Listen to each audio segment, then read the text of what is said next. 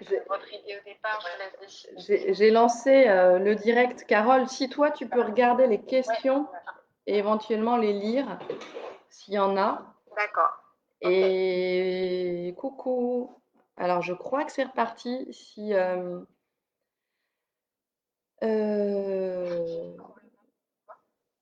voilà, vous pouvez me Et Carole, confirmer. Je crois. Carole, t'es là? oui, Donc, tu es avec nous via ton téléphone. Voilà, bah, c'est ça. merci à toutes celles tous ceux qui ont patienté d'être encore avec nous après nos déboires d'informatique. Ça fait 2 fois qu'on reporte cette conférence. Il va falloir clairement que on se remette aux réseaux sociaux, enfin à Facebook et au fonctionnement informatique. C'est pas notre truc à la base, mais on va essayer de revoir les choses. Bon, ce soir, on était censé parler avec vous du postpartum. On devait être 3.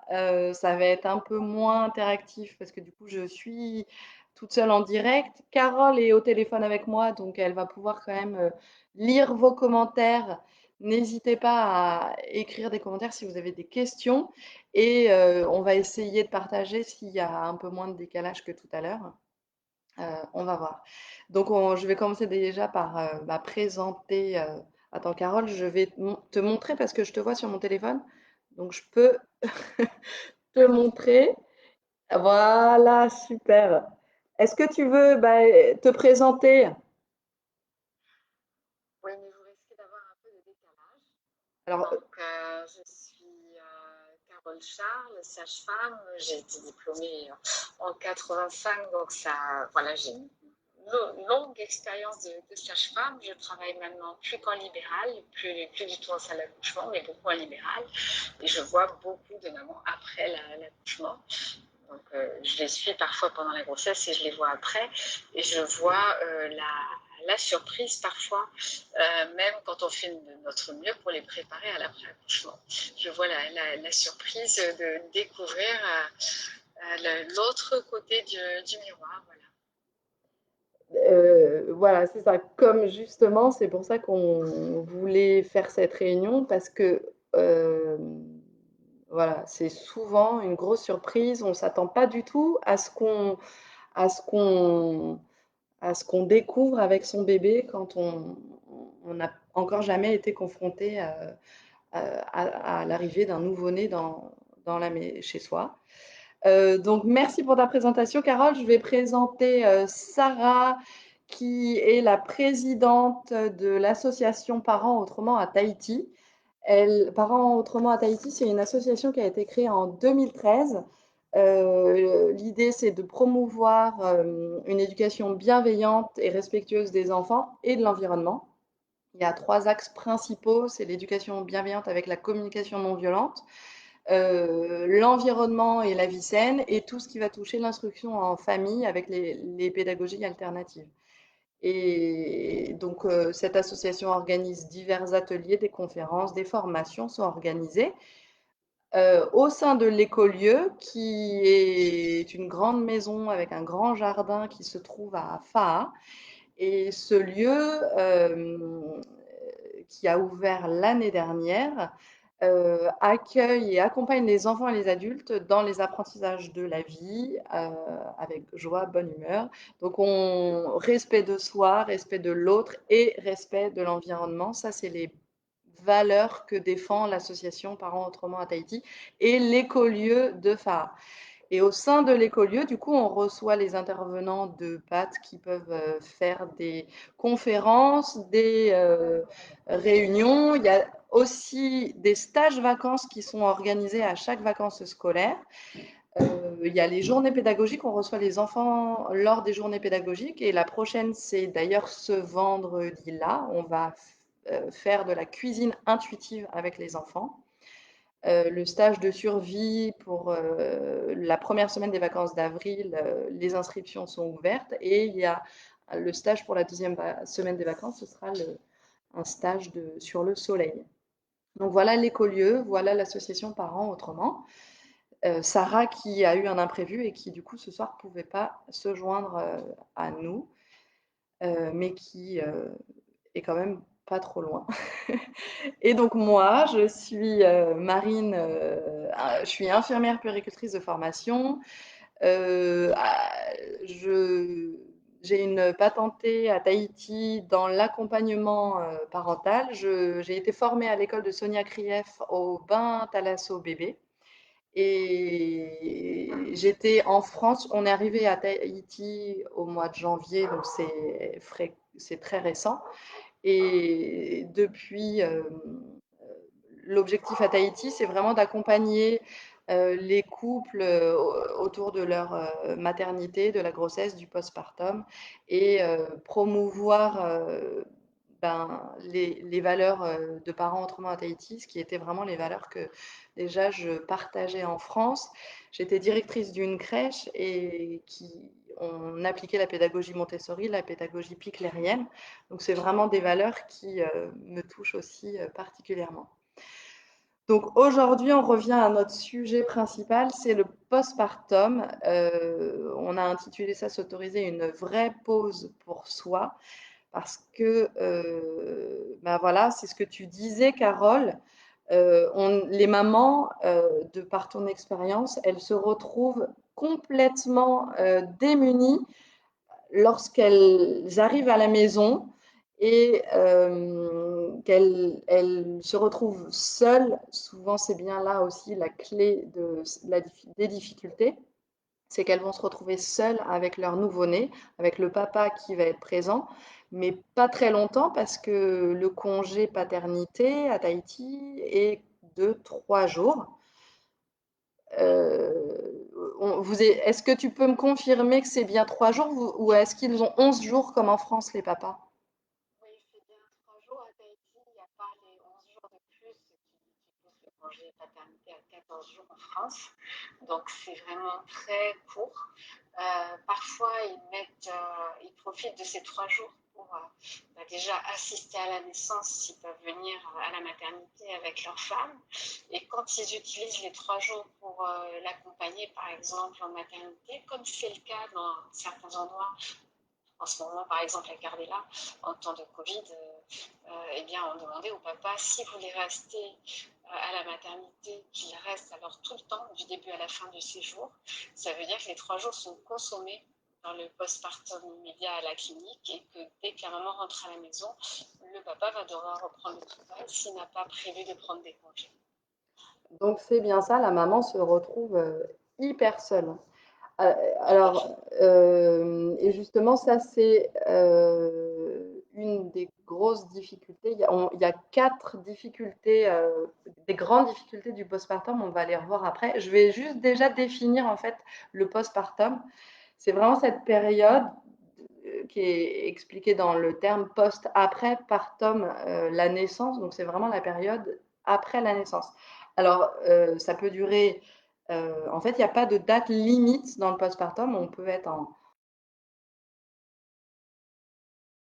On va traditionnellement parler d'un postpartum la première année de vie de l'enfant et faire la différence avec le postpartum immédiat. Et c'est là on va pouvoir parler aussi du mois d'or. On voulait définir cette notion dont on entend un peu plus souvent parler maintenant.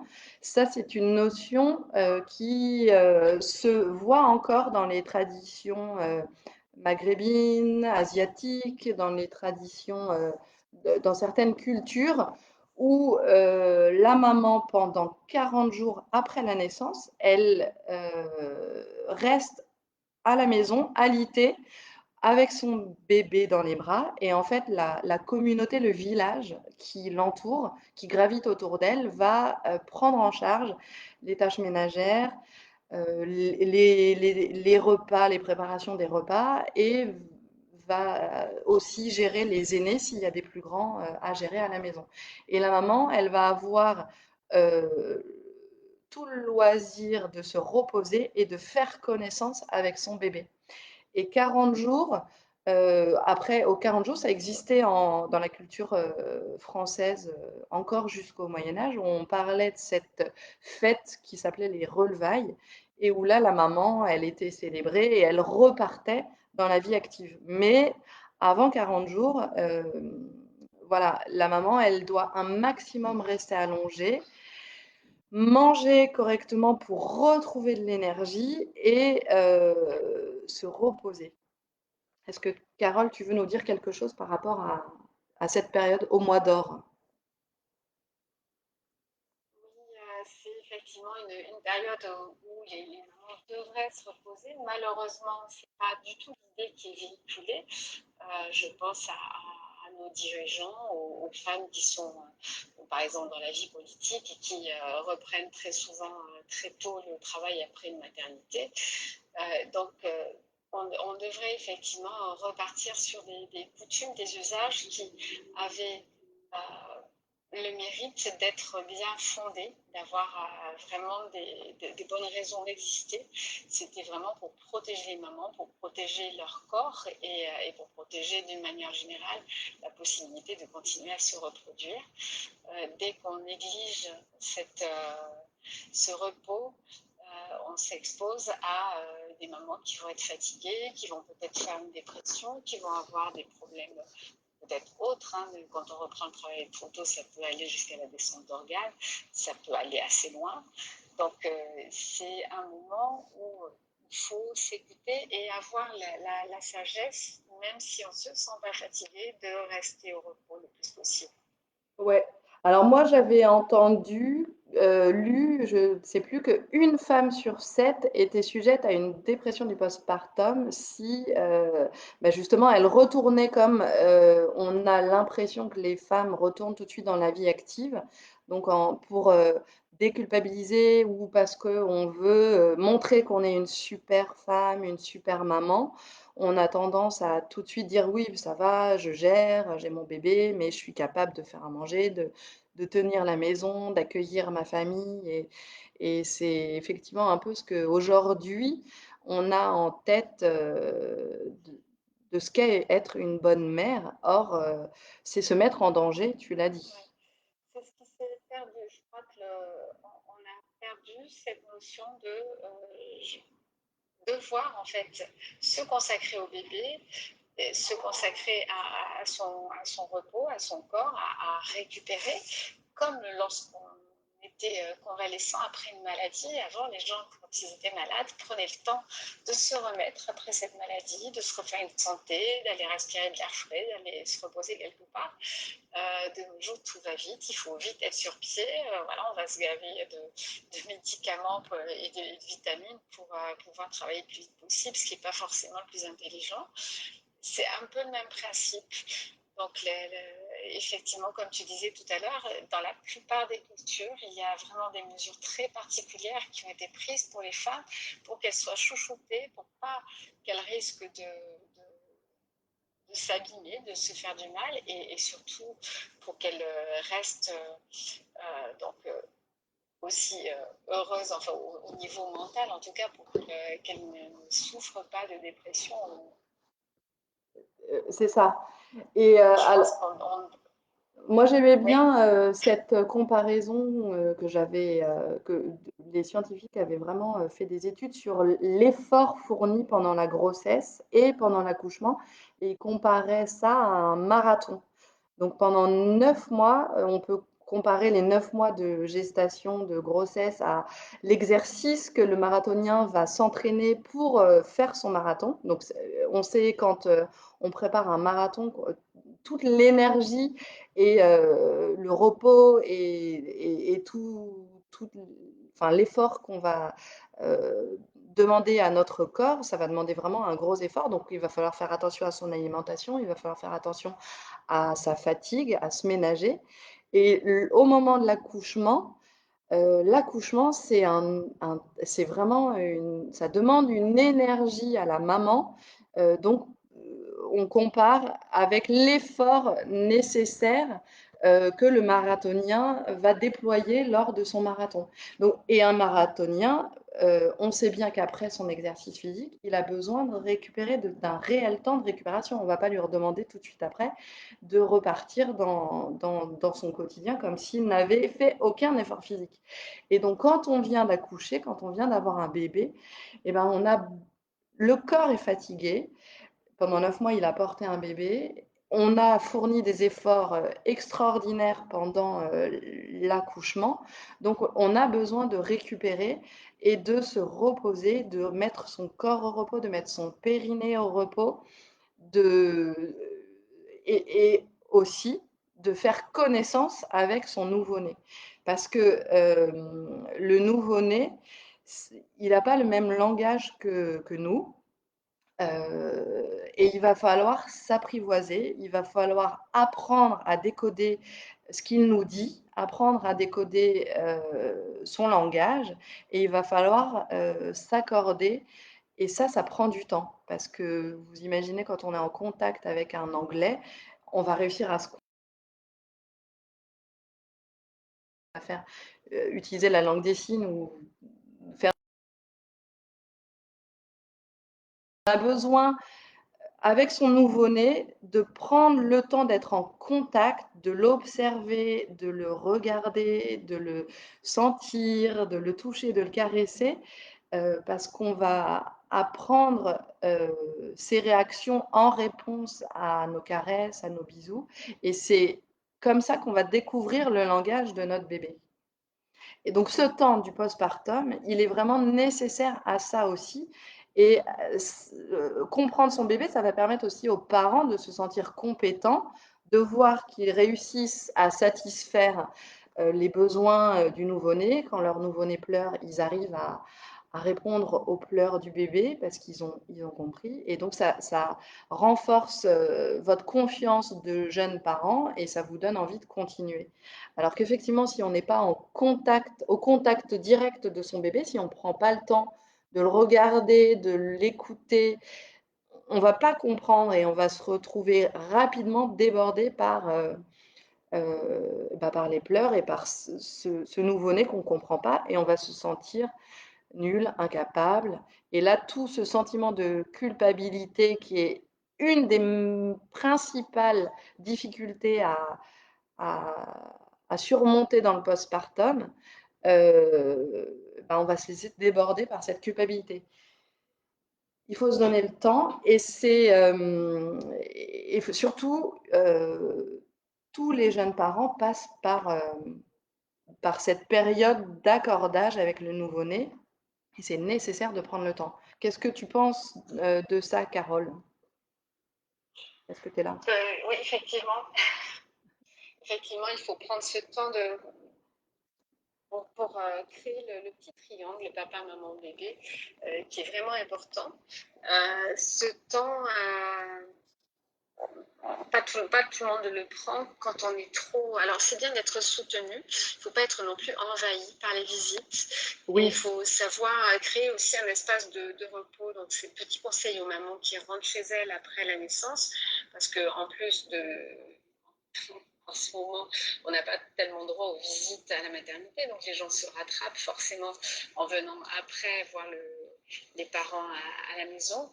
Donc, essayer de limiter tout ce qui peut être fatigant, essayer d'éviter de sortir pour vraiment rester au repos. Si des gens viennent, plutôt les faire participer, leur demander d'apporter, je sais pas, par exemple des repas tout près, des choses qui vont vous délester de toutes les corvées ménagères ou de toutes les courses à faire, par exemple.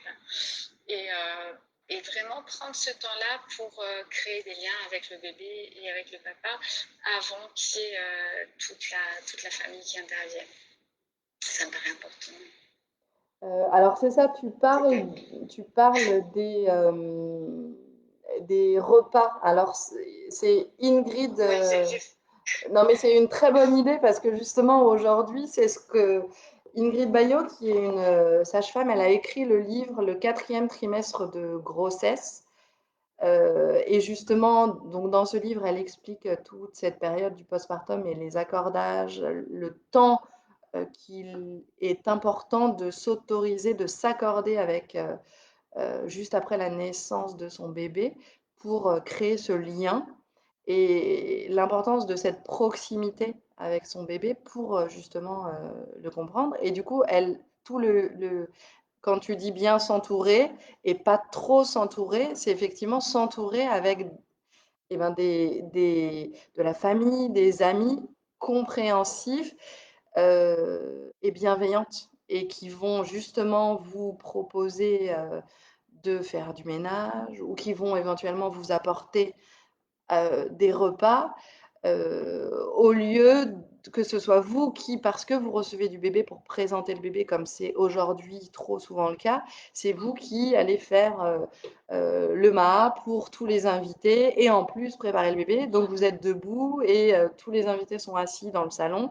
Et ça, il faut aujourd'hui euh, arrêter avec ces pratiques-là. C'est à vous, la jeune maman, d'être allongée et les invités arrivent avec autant que possible le repas.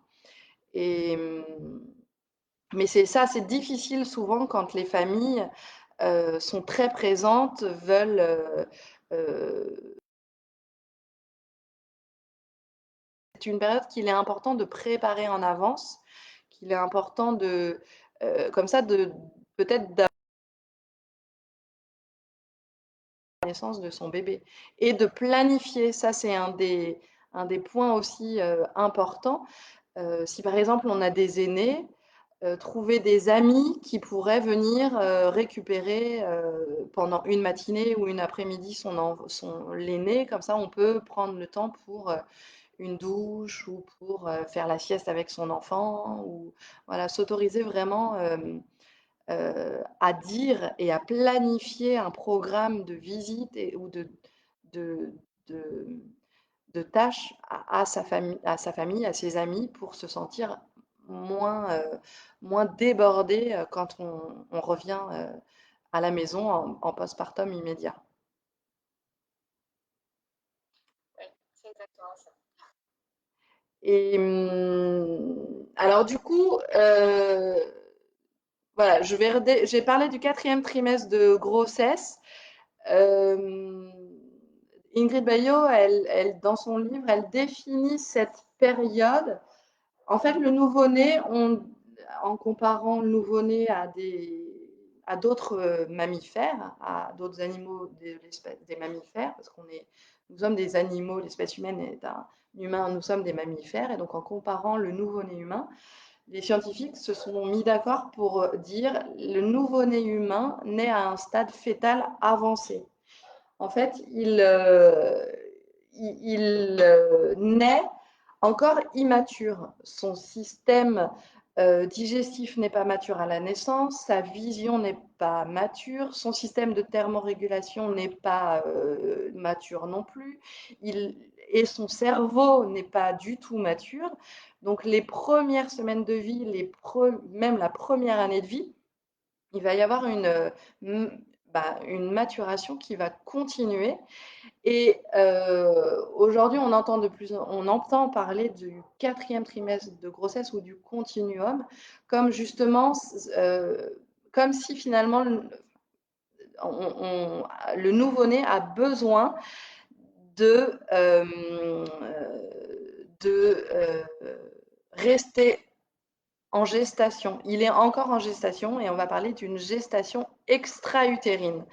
Et pour se rassurer, le bébé, il va avoir besoin de retrouver tout ce qu'il connaissait de sa vie intra-utérine, ce qui va être les bercements, les bruits du corps de sa maman, l'odeur de sa maman. Et finalement, c'est pour ça que le bébé, les premiers mois de vie, a ce besoin intense d'être en proximité de sa maman pour se rassurer et parce que sa maman est celle qui va pouvoir le nourrir, est celle qui va pouvoir le bercer, le rassurer et subvenir d'abord à ses besoins physiologiques de base.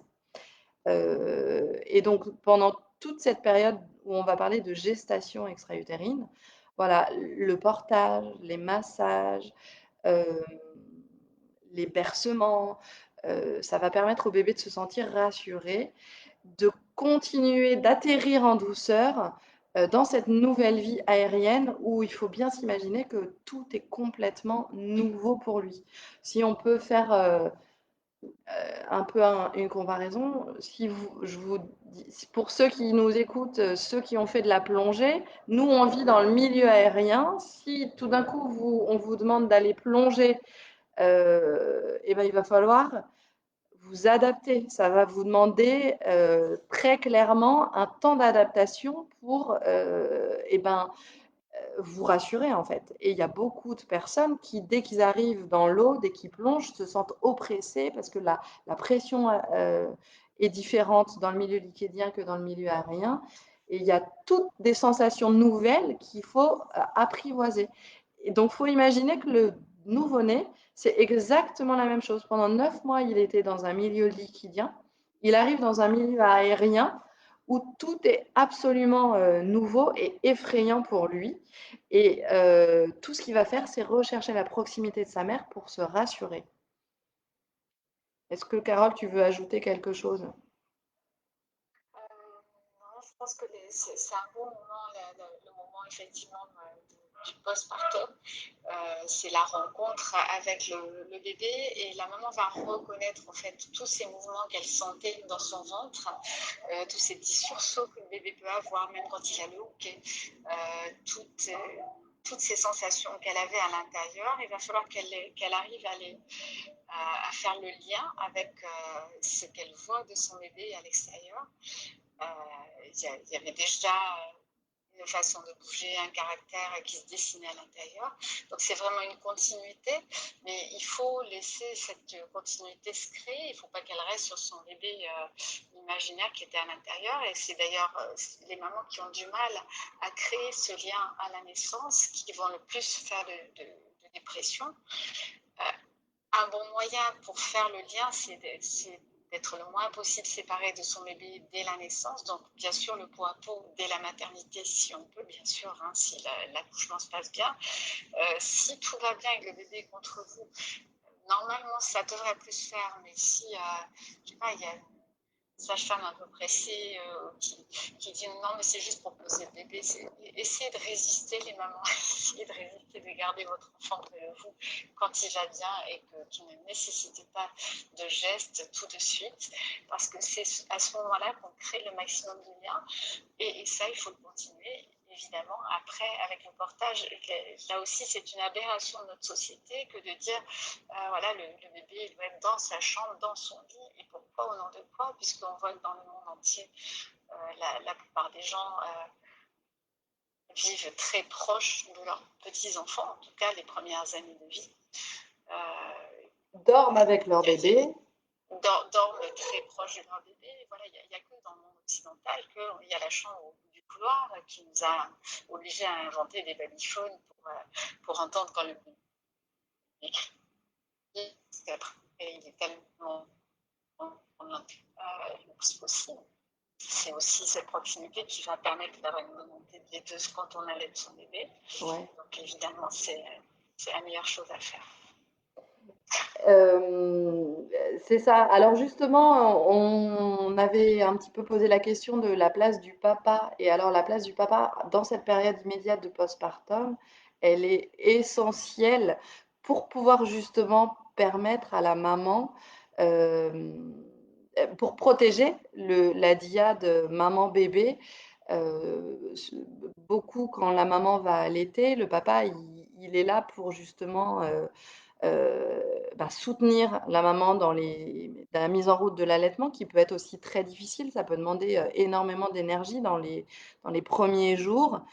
Un petit rappel, l'allaitement ne doit pas faire mal. Si on a mal au sein, c'est que le bébé a mal attrapé le sein ou que la position est pas bonne et c'est pas normal d'avoir mal et il faut rapidement corriger la position. Donc, toi, Carole, tu es consultante en lactation aussi. Tu n'as pas dit ça dans ta présentation? En fait, parce que j'ai jamais terminé vraiment le cursus, mais j'ai mon expérience personnelle. Voilà, j'ai pas terminé le cursus, j'ai pas travaillé dessus comme certaines collègues l'ont fait. Mais par contre, en effet, les mamans ne savent pas toujours comment réagir. Et pas laisser s'installer des mauvaises positions et ensuite, parfois, on voit des abandons d'allaitement très rapides après la naissance. Donc il y a suffisamment de monitrices en allaitement, il y a suffisamment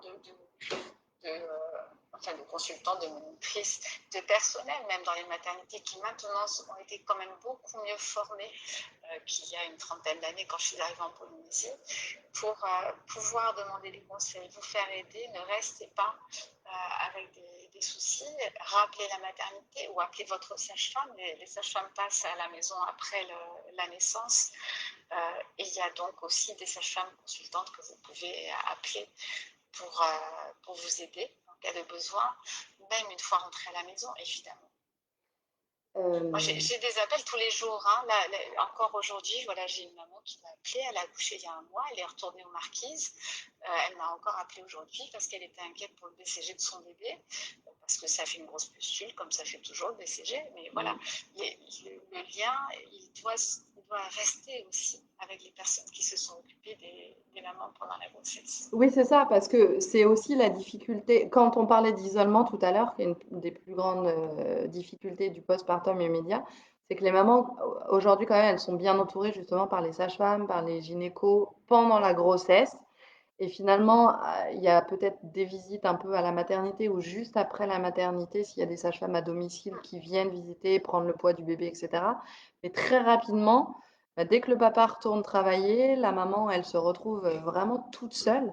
Et, Tout ça. et si on n'a pas d'entourage, si on n'a pas préparé, si on n'a pas fait une petite liste d'amis qu'on aimerait bien, desquels on aimerait s'entourer avant, en se disant, parce qu'en fait, ce qui se passe, c'est que quand on est avec le bébé, on est très vite débordé et on n'ose plus demander parce que qu'est-ce que la société nous véhicule comme image? On est des super mamans et on est capable de gérer. On doit pouvoir gérer. Et du coup, on est débordé par eh ben, tout ce qui s'accumule à la maison et on n'ose plus demander. Alors que c'est vraiment important justement de savoir demander, de s'autoriser à demander de l'aide parce que toutes les mamans sont dans le même cas. Euh, dans les mêmes difficultés de plus ou moins de mise en route de l'allaitement, dans les mêmes difficultés d'isolement et de grosse fatigue. Et c'est pas anormal d'être fatigué, au contraire. Si je peux me permettre Oui, un petit mot en plus, il y a soit un cercle vicieux qui se crée et il est très rapide à se former, c'est-à-dire qu'une maman un peu fatiguée souvent produit un peu moins de lait, va avoir un bébé qui oui, fume tout le temps parce qu'il a un peu plus faim, et qui va réclamer à téter plus souvent parce qu'il veut relancer la lactation. C'est comme ça que ça se fait. Hein. En tétant plus souvent, il va la relancer. Sauf que comme il tète plus souvent, elle peut plus se reposer. Et elle va se retrouver avec le bébé au bras toute la journée. Et là, c'est l'enfer parce qu'effectivement, dès qu'elle le pose, il pleure. Donc, on ne peut plus se doucher, on ne peut plus manger, on ne peut plus rien faire. En fait, on a le temps de absolument rien faire. On peut se retrouver, dans certains cas, avec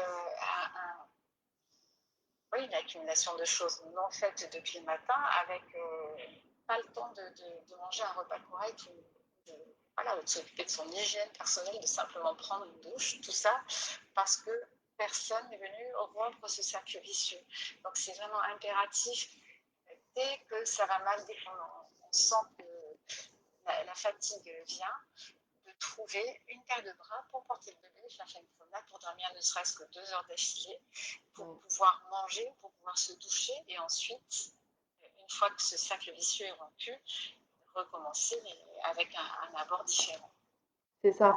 Ce que tu disais, prendre soin de soi, c'est essentiel. Parce que si la maman, elle est dans cet épuisement total, elle va se sentir nulle, elle va se dévaloriser, elle va culpabiliser, elle va se dire, je comprends rien à mon bébé, il n'arrête pas de pleurer, je suis incapable de le gérer, je comprends pas ce qui lui arrive. Et c'est justement au contraire, eh ben, on broie du noir en fait. Et si on n'arrive pas à couper ce cercle vicieux, comme tu disais, Carole, eh ben, les difficultés, elles vont se prolonger dans le temps. Et c'est là qu'il y a un vrai risque de tomber dans une dépression et de se retrouver ben, vraiment, complètement dépassé et alors on va aller jusqu'au cas extrême, de secouer son bébé si on est, hyper débordé et dépassé par les pleurs de son nouveau-né. Ça c'est, interdit. Il faut absolument quand on se sent, débordé par les pleurs de son bébé, Se heu, faire aider. se faire aider. Voilà, appeler de l'aide, appeler à l'aide. Et justement trouver, alors c'est là que le papa a aussi un rôle très important. Quand justement, tu vois, le soir, la maman, elle a pas eu le temps de prendre sa douche, parce qu'elle a vu personne, elle a pas eu le temps de faire à manger ou elle a mangé, sur le pouce parce qu'elle a eu tout son bébé au sein toute la journée, ou alors dans les bras toute la journée. Le papa arrive le soir, elle est, dans un état de stress et de nervosité terrible, qu'elle a aussi transmis à son bébé parce que, les émotions sont communicatives et du coup, le bébé qui est une vraie éponge émotionnelle va ressentir cette nervosité et aura d'autant plus de mal à s'apaiser et du coup, ce qui se passe, c'est que souvent le soir, la maman, s'il y a un relais, le papa, elle va donner son bébé au papa qui, et ben, le papa super heureux de retrouver sa femme, son bébé, lui, il est détendu, musculairement, il a un tonus relâché, il est content. Le bébé va arriver dans les bras de son papa, va se sentir apaisé et il va pouvoir, euh, à ce, à ce moment-là, le bébé va s'endormir et souvent très rapidement. Et le danger, quand la maman, elle est trop fatiguée, elle ne verra là-dedans que un signe négatif en disant, tu vois, je suis nulle, moi, j'arrive pas à calmer mon bébé, c'est pas normal, toi, t'arrives et en 5 minutes, tu le calmes. Sauf que ça, c'est normal, en fait, parce que la maman, toute la journée, elle était dans ce cercle vicieux dont tu nous as parlé, où elle était nerveuse, stressée, triste de voir qu'elle n'arrive pas à calmer, apaiser les pleurs de son bébé. Et, et du coup, le bébé, lui, il s'imprègne de cette nervosité de sa maman et et c'est là que il va pleurer encore plus et il n'arrivera pas à trouver du réconfort. Alors, est-ce que tu peux toi, quels conseils tu donnes aux mamans euh, pour ne pas tomber justement dans les violences qui peuvent être faites au bébé, des violences, on peut parler des violences éducatives ordinaires aussi, en- Oui. pour, Je crois que déjà le plus important, c'est ne pas culpabiliser ou ne pas se sentir monstrueuse quand on a des sentiments de rejet ou des sentiments négatifs. ouais, Ils peuvent arriver déjà pendant la grossesse, parce que déjà, quand on porte un bébé, on a des moments où c'est lourd, où ça empêche de bien dormir, où c'est quand même difficile d'être enceinte. Pas toutes les femmes le ressentent de la même manière, mais ça peut arriver. Et donc, il y a toujours une petite ambivalence entre le désir d'enfant et le rejet de cette espèce d'alien qui pousse dans le ventre quand même. Et c'est vraiment une relation qui va continuer puisque la maman, surtout si elle allait, en plus, elle va être complètement phagocyté. esclave de son bébé, qui Mm. prend tout son temps, qui est non seulement chronophage, mais en plus la tient en laisse, elle ne peut pas s'éloigner parce que le papa dit non, mais attends, si tu t'en vas, moi je lui donne quoi s'il pleure Ouais. Mm. donc, dès que le bébé va réclamer à manger. Donc c'est une situation qui est difficile à vivre. Peut-être pas envisagé comme ça, même si on avait envie d'avoir un enfant, on n'a peut-être pas compris tout ce que ça impliquait et tout cet esclavage que ça impliquait. Donc, ce qui est impératif, c'est ce que tu viens de dire, c'est vraiment de se faire aider, de ne pas rester. À partir du moment où on va exprimer ça et où on ne se juge pas, on ne se dit pas je suis un monstre, je suis une mauvaise mère parce que je ressens ça. Toutes les mamans, à un moment ou à un autre, ont eu envie de prendre de prendre et jeter le bébé par la fenêtre parce qu'elles n'en pouvaient plus, parce qu'elles avaient trop sommeil, elles étaient trop fatiguées. Je crois que toutes les mamans, à un moment, ont craqué, même si elles ne l'ont pas fait, évidemment, ont eu un moment comme ça où elles se sont dit c'est pas possible, ça ne peut pas durer. Et pour ne pas en arriver là, il faut savoir vraiment se faire aider quand on en a besoin, sans se juger, sans se sentir une mauvaise mère pour autant. Sans se Ouais. dire pourquoi les autres elles y arrivent et pas moi, parce que c'est pas vrai, elles n'y arrivent pas forcément mieux. Donc, se faire aider, ça peut être une famille, ça peut être une amie, ça peut être, pourquoi pas, un professionnel de santé. De toute façon, il vaut mieux appeler avant, dire voilà, j'en peux plus, j'ai un problème, appeler que ce soit un médecin, que ce soit une sage-femme, ou que ce soit donc une copine. Et je pense pas qu'il y ait une seule copine qui va refuser de répondre à ce genre d'appel à l'aide. Et est-ce que y a un numéro de téléphone justement, genre SOS Parents à Tahiti? Tu vois, t'as pas de Enfin, non, notion de ça? D'accord. j'ai pas de notion de ça, mais vraiment, ce serait intéressant à mettre en place parce que je pense que ça effraierait quand même pas mal de Ouais. gens. Souvent, dans l'entourage, les gens arrivent à se relever. Ici, il y a quand même pas mal de gens qui ont leur famille pas trop loin, sauf les gens des îles et sauf les popas qui sont pas mal isolés des fois. Hein. Donc, ce que je vois comme structure là, les plus intéressantes, ce sont les maisons de l'enfance et le Fallet Tamahau, Ah oui. où on peut quand même aller, voilà, aller avec son bébé, se poser et rencontrer des gens et parler et exprimer tout ce qu'on a sur le cœur. Et il y aura une psychologue, une diététicienne, quelqu'un, c'est pas forcément quelqu'un de spécialisé dans le milieu médical, mais quelqu'un qui est là pour entendre. Oui, et quand j'ai envie de rebondir, quand tu ne pas se juger quand on a cette envie de jeter notre bébé par la fenêtre et ça, en fait, ça a vraiment un terme scientifique, ça s'appelle les phobies d'impulsion. Et c'est vraiment quelque chose que toutes les mamans ressentent et traversent. Et ça peut être effrayant et on peut se sentir vraiment monstre d'avoir envie de taper ou de faire du mal à son bébé. Et c'est vraiment cette ambivalence maternelle dont tu as parlé tout à l'heure. Mais ça, c'est normal. Les phobies d'impulsion, c'est ce qui permet justement, quand on est dans le monde réel et qu'on est une maman où tout va bien, on va avoir cette idée noire, mais c'est pour nous faire réagir aussi, pour nous dire, ah non, là, euh, ok, j'ai dépassé un stade, donc il faut que je réagisse et donc je vais mettre mon bébé en sécurité. Si moi ça va pas, je vais aller poser mon bébé dans son lit, dans un espace où il sera en sécurité et je vais aller me détendre, changer de pièce, changer d'atmosphère pour pouvoir récupérer, sortir ma colère, sortir ma tristesse, sortir toute l'émotion qui est en train de m'habiter et pour pouvoir justement m'apaiser et revenir après plus sereine auprès de mon bébé. Mais voilà, quand on ressent ça, faut pas se juger négativement, c'est normal. Et c'est à ce moment-là que justement, c'est un signal d'alarme de notre cerveau qui nous dit, ah là, attention, voilà, réagis. On pose le bébé, on le met en sécurité et on reprend de l'énergie pour pouvoir s'en occuper. Et donc les exercices, moi qui m'ont aidé personnellement et qui aident aussi beaucoup les jeunes parents, mais c'est encore une fois pour ça que c'est important de se préparer avant l'arrivée de son bébé.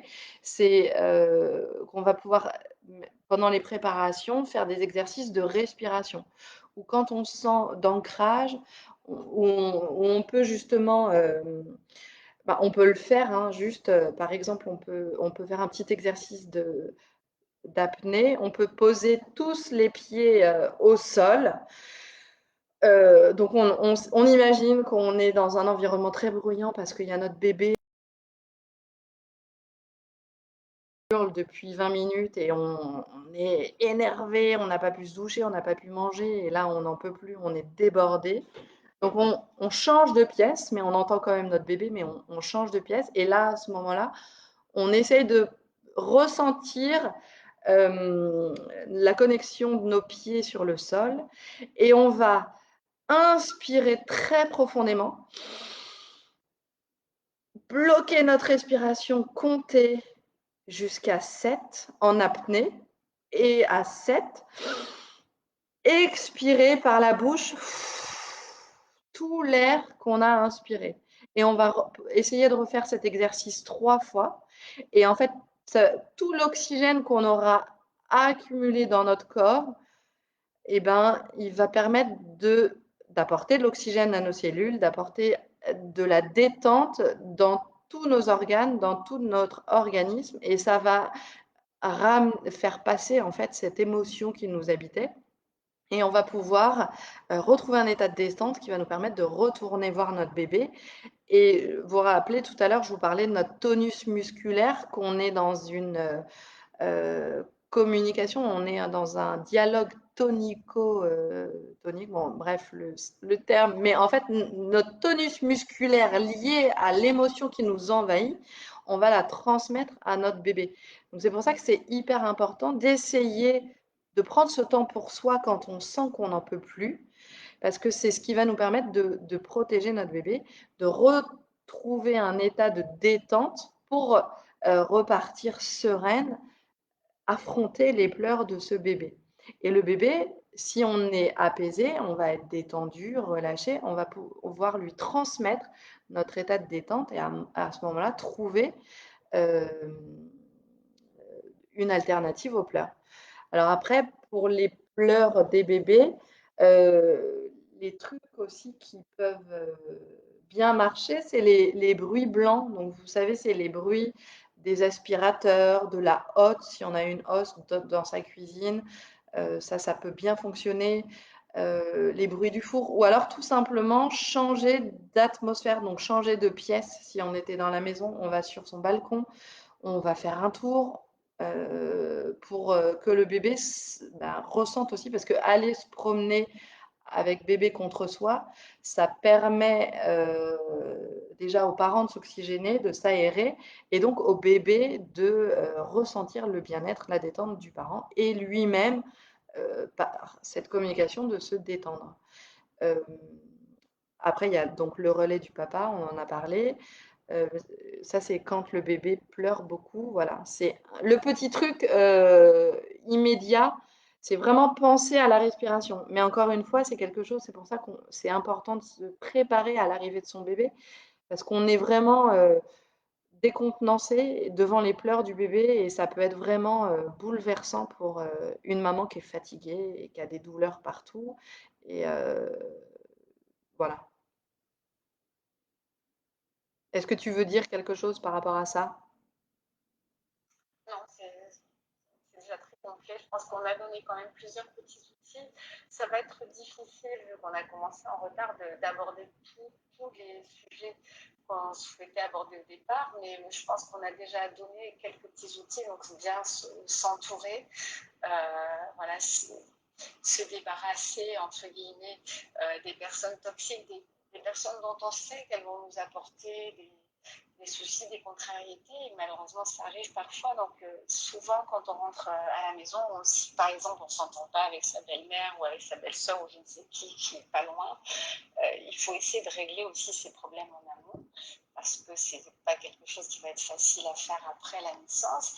Et puis s'entourer donc de personnes bienveillantes, se faire aider matériellement, vraiment. On a besoin de soutien matériel, on a besoin de gens pour faire les courses, pour faire à manger, pour faire le ménage, pour pouvoir rester couché.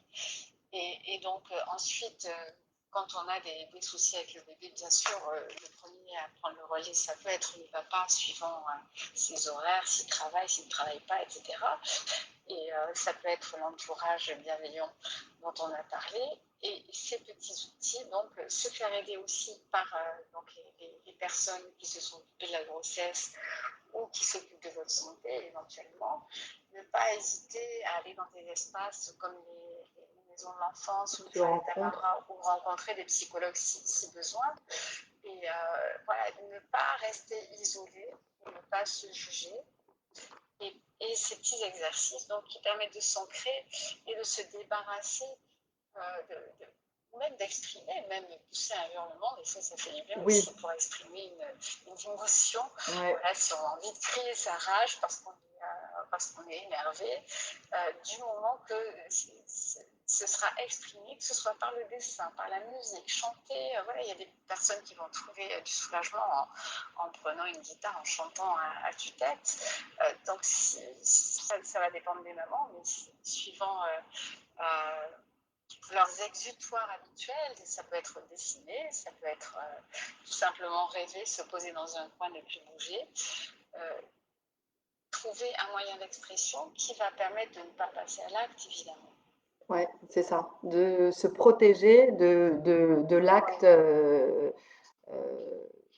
irréparable, c'est ça. Voilà, d'un acte irréparable et se protéger aussi parce qu'on peut devenir fou des fois, il faut être honnête. Hein, quand on Complètement. entend un bébé qui pleure, qu'on ne sait plus comment l'arrêter et qu'on n'a plus le calme nécessaire pour l'arrêter.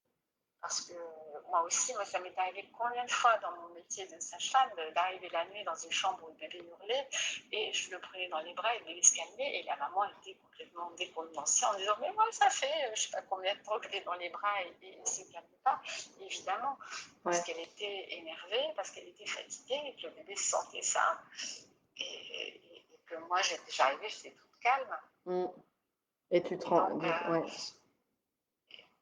Donc c'est vraiment...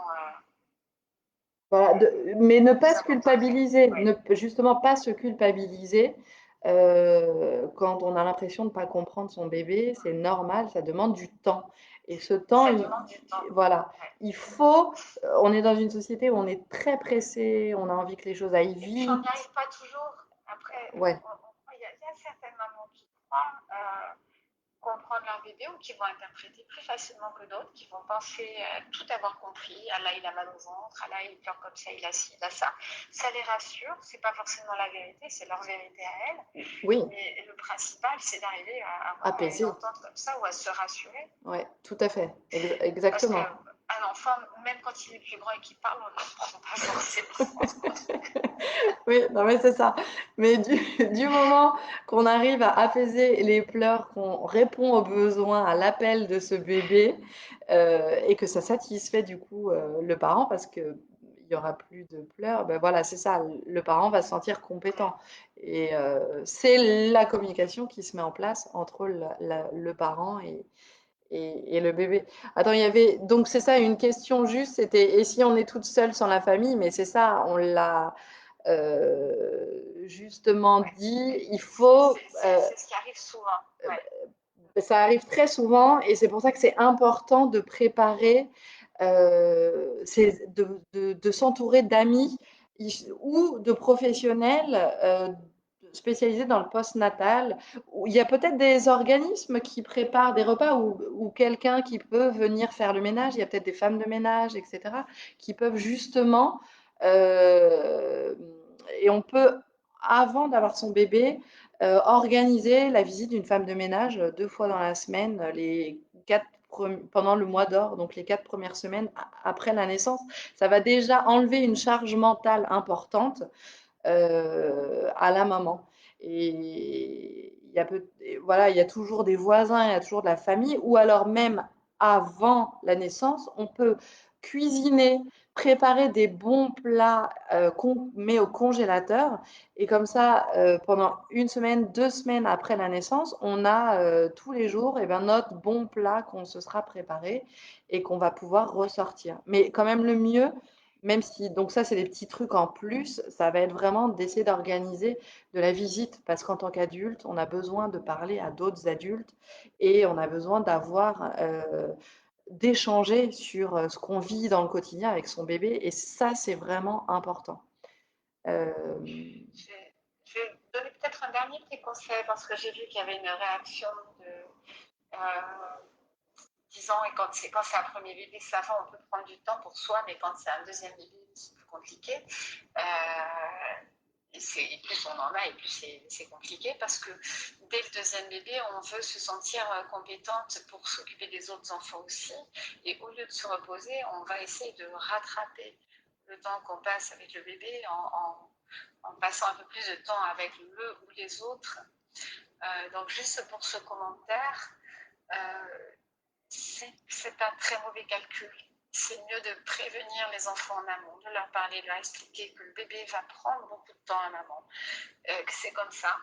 Essayer de trouver un moment pour passer du temps qu'avec les aînés, avec chacun d'entre eux si on a plusieurs dans la semaine, donc séparément si possible, pour que chacun ait l'impression d'avoir un peu de temps avec un de ses parents et sans le bébé, sans qu'il y ait les autres enfants. Donc, ça, je pense que c'est vraiment important. Mais ne pas essayer de compenser parce que c'est un mauvais calcul, on n'arrive jamais à compenser. Ouais. Et si on se laisse enliser dans la fatigue, ça ne va pas être du bon temps passé ni avec le bébé ni avec les autres enfants. Ouais. Oui, et tu as raison, ça c'est une grosse problématique quand on a 2, 3, 4 enfants et plus d'enfants. On culpabilise énormément de délaisser le premier, mais les enfants, ils comprennent très bien. Et quand on leur explique, comme tu dis, ils vont être tout à fait au clair et évidemment, ils le voient que ce bébé-là, il prend beaucoup de temps. Et si on se met à hauteur de son aîné, qu'on lui parle, qu'on lui explique et que on lui dit là, papa, il va venir pour prendre le relais avec le bébé et moi, je pourrais passer un temps avec toi. Voilà, si on lui donne des petits moments comme ça à l'aîné, ben, il va comprendre. Et cette période vraiment précieuse, postpartum immédiate, elle est tellement importante avec le nouveau bébé que c'est vraiment, tu as raison, cette relation-là qu'il va falloir privilégier.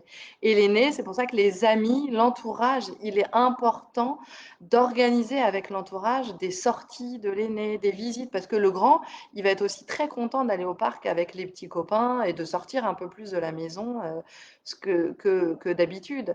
Et c'est pour ça que cette période, elle est essentielle à prévoir et à organiser avant l'arrivée du bébé. Comme ça, on peut mettre en place justement des petites choses pour ben, pallier à la fatigue, essayer de désamorcer les il faut que, toute cette idée qu'on se fait de ce qu'on doit être de ce qu'est une bonne mère. Il n'y a pas de, on est, enfin voilà, la société véhicule une image de la bonne mère parfaite. Donc il faut, dès qu'on se dit au fond de soi, il faut que je fasse le ménage, il faut que je range la chambre des enfants, il faut que je passe du temps avec mon aîné. Vous pouvez vous dire, dès que vous vous dites dans le fond de votre tête, il faut que, euh, dans cette période de postpartum immédiat avec votre bébé, ça veut dire que il y a cette priorité à ajuster et voilà, trouver des relais, organiser des relais pour euh, surmonter cette période-là. Moi, j'ai envie de parler aussi du portage physiologique avec les outils de portage. Je sais que les Tahitiens portent beaucoup les bébés dans les bras, mais c'est vrai que, alors je suis aussi monitrice de portage, donc c'est un peu ma spécialité, mais du coup, avoir un outil de portage, ça permet de libérer les bras. Et on peut du coup avoir le bébé contre soi, donc qui se sent rassuré, etc. Et on peut en même temps accompagner l'aîné dans une promenade, lire une histoire à son grand, etc. Et dans les cas des fratries, quand il y a déjà des plus grands, l'utilisation de l'outil de portage, elle peut vraiment aider dans la gestion des besoins de tous les enfants. Marie, je vais Oui, te laisser oui, finir d'expliquer le portage. Je vais vous quitter. Je suis très contente d'avoir participé. merci Merci beaucoup. pour les personnes qui sont restées avec nous. Merci beaucoup, Carole. Oui, je vois, ça Et y est, je reviendrai à la fin. non, mais ça fait quasiment une heure. T'as raison, Ouais. se quitter aussi. Merci beaucoup à toi d'avoir persévéré malgré les difficultés informatiques. Et écoute, au plaisir. Et bonne soirée à tout le monde et merci aux participants d'avoir été. Oui. Euh, alors voilà. Du coup, voilà, c'est ça. Comme Carole a dit, on a abordé pas mal de sujets. Il y aurait encore beaucoup de choses à dire sur cette période qui est vraiment une période sensible et où les jeunes parents, ils ont besoin d'être vraiment entourés et il y a une expression, un proverbe africain, c'est il faut un village pour élever un enfant. Et effectivement, le village, ça va être toutes ces familles, euh, la famille, les amis, les professionnels de la petite enfance, les professionnels paramédicaux, les professionnels médicaux qui vous ont suivi pendant la grossesse et qui peuvent être aussi pour certains disponibles après la naissance de votre bébé, auxquels il ne faut surtout pas hésiter de, à faire appel parce que voilà, faut demander de l'aide. C'est important de demander de l'aide dans cette période où on se sent dépassé, où la fatigue fait qu'on se sent débordé à tous les niveaux. Voilà, donc essayez de ne pas culpabiliser et surtout dites-vous que tous les jeunes parents passent par la même chose.